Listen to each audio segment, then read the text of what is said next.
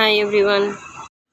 ஃப்ளம்ஸ் ஃப்ரூட்னா பிடிக்கும், புளிப்பு ஃப்ளேவர்னால் பிடிக்குன்றவங்க கண்டிப்பாக இது ஒரு வாட்டி ட்ரை பண்ணி பாருங்கள். இது வந்துட்டு உடம்புக்கு அவ்வளோ நல்லது, ப்ளஸ் வந்துட்டு குளிர்ச்சியுமே கூட. நம்மளே வீட்டிலே பார்த்து செய்கிறதுனால தைரியமாக வந்துட்டு சின்ன பிள்ளைங்களுக்கும் கொடுக்கலாம். ஆல்மோஸ்ட் பார்த்திங்கன்னா ஒரு 5 to 10 மினிட்ஸ்லேயே இதை ரெடி பண்ணிடலாம். வாங்க இந்த ஜெல்லி எப்படி ரெடி பண்ணியிருக்கேன்றதை பார்க்கலாம். இதுக்கு ஃபஸ்ட்டு பார்த்திங்கன்னா ஒரு 300 கிராம்ஸ் ஆஃப் ப்ளம்ஸ் ஃப்ரூட் எடுத்திருக்கேன். இப்போ வந்துட்டு இது சீசனு.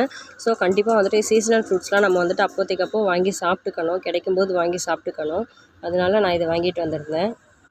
அண்ட் செகண்ட் இன்க்ரீடியன்ட் பார்த்திங்கன்னா முக்கியமாக இதுக்கு தேவையானது சைனா கிராஸ்ன்னு சொல்லுவோம், கடல் பாசி. இது எல்லா சூப்பர் மார்க்கெட்லேயும் டிபார்ட்மெண்டல் ஸ்டோர்லேயும் கிடைக்கும்.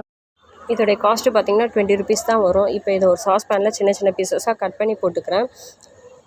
அதர்வைஸ் பார்த்திங்கன்னா இதை மிக்சியில் சேர்த்துட்டு பவுடர் ஆக்கிட்டு பவுடர் ஃபார்மாக கூட யூஸ் பண்ணிக்கலாம். நான் இன்றைக்கி சின்ன பீஸாக கட் பண்ணி எடுத்திருக்கேன். இப்போ அதை ஒரு சாஸ் பேனில் ஆட் பண்ணிவிட்டு ஒரு 1/2 டம்ளர் தண்ணி ஊற்றிட்டு கொஞ்சம் நேரம் ஊற வச்சுக்கலாம். அப்போது வேகிறதுக்கு ஈஸியாக இருக்கும். அடுத்தது பார்த்திங்கன்னா ஒரு 1 teaspoon ஆஃப் சப்ஜா சீடு எடுத்திருக்கேன். இதை ஒரு 1/2 டம்ளர் தண்ணியில் ஊற வச்சுக்கிறேன். இது கம்ப்ளீட்லி ஆப்ஷனல் தான், உங்கள் கிட்டே இல்லைனா ஒன்றும் பிரச்சனை இல்லை, அதை ஸ்கிப் பண்ணிக்கோங்க. இப்போது எடுத்த ப்ளம்ஸோடைய கொட்டையெல்லாம் ரிமூவ் பண்ணிவிட்டு அதோடைய பல்ப்ஸ் மட்டும் எடுத்து நான் மிக்சியில் சேர்த்துக்க போகிறேன். நல்லா ஃபைன் பேஸ்ட்டாக அரைக்கணும்.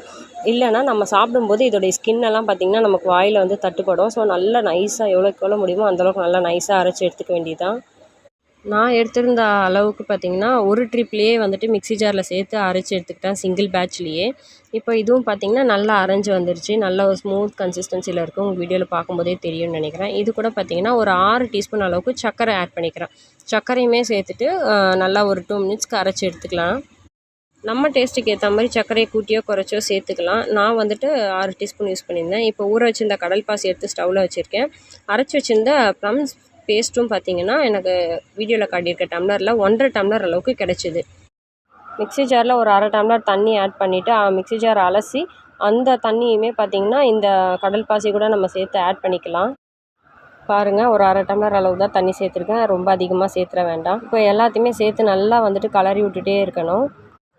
கடல் பாசியை நம்ம ஊற வச்சதுனால சட்டுன்னு ஒரு 5 நிமிஷத்துலேயே அதுவும் வந்துட்டு கரைஞ்சி வந்துடும். கடல் பாசி எல்லாமே கரைஞ்சி வந்தாச்சு. இப்போ வந்துட்டு அதை நான் ஒரு டிஃபன் பாக்ஸில் வந்துட்டு ஆட் பண்ணிக்கிறேன். நான் எடுத்திருந்த அளவு பார்த்திங்கன்னா எனக்கு வந்துட்டு 2 டிஃபன் பாக்ஸுக்கு கிடச்சிது அந்த லிக்விட் ஃபார்மில் ஜெல்லி.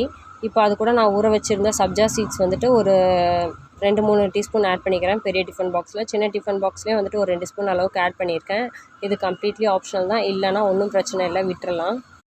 இதோடைய சூடு வந்துட்டு கம்ப்ளீட்டாக ஆறுனதுமே இதை வந்துட்டு ஃப்ரிட்ஜில் வந்துட்டு ஒரு 2 hours வந்துட்டு ஃப்ரிட்ஜில் வச்சு எடுத்துக்கலாம். ஃப்ரீசரில் இல்லை, ஃப்ரிட்ஜில் வச்சா போதும். ஃப்ரிட்ஜில் வச்சு ஒரு 2 hour வந்துட்டு நம்ம எடுத்துக்கிட்டோம்னா நல்லா செட் ஆகி வந்துடும். இங்கே பாருங்கள், நான் வந்துட்டு நல்லா ஆறுனதுக்கப்புறம் ஃப்ரிட்ஜில் ஒரு 1 hour மட்டும்தான் வச்சுருந்தேன். நல்லாவே செட் ஆகிடுச்சு. எவ்வளோ ஒரு சாட்டிஸ்ஃபைங்காக இருக்குது அதை கட் பண்ணும்போது. கடைகளில் வாங்கி கொடுக்குற ஜெல்லியை விட இது வந்துட்டு எவ்வளவோ பெட்டர். நமக்கும் வந்துட்டு ஒரு நல்ல ஒரு சாட்டிஸ்ஃபேக்ஷனாக இருக்கும். பிள்ளைங்களுக்கு வந்துட்டு நம்ம வீட்லேயே செஞ்சு கொடுத்துருக்கோம் அப்படின்ட்டு. பசங்களும் வந்துட்டு ரொம்ப விரும்பி சாப்பிடுவாங்க. உங்களுக்கு இது பிடிச்சிருந்ததுன்னா ஒரு வாட்டி ட்ரை பண்ணி பாருங்கள். தேங்க்யூ.